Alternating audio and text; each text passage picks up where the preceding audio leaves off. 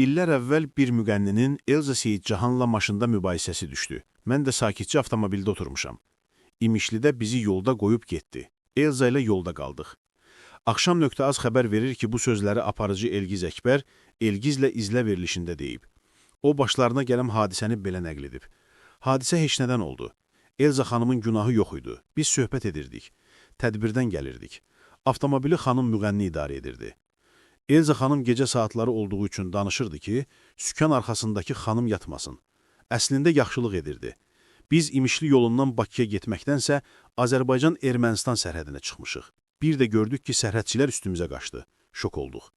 Bizə dedilər ki, səhv gəlmisiniz. Bir qırğın etdi yolda, bizim ikimizi də avtomobildən düşürdü. Dedim, Elza xanım, sakit. Bunun başı çöndü. Həmin şəxs Ziyafət Yaqubova idi. Hər ikimiz də onu bağışlamışıq. Ondan sonra dəfələrlə görüşmüşük. Sonra bizə yazığı gəldi, qayıtdı. Yox, yazığı gəlmədi. Fikirləşdi ki, bunları canavar çölün düzündə parçalayar, sonra nə edərəm?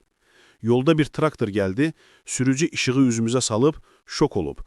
Görür ki, Elgizlə Elza yolun ortasında dayanıb. Dedi ki, təkərim asfaltı körlayar, sizi apara bilmərəm.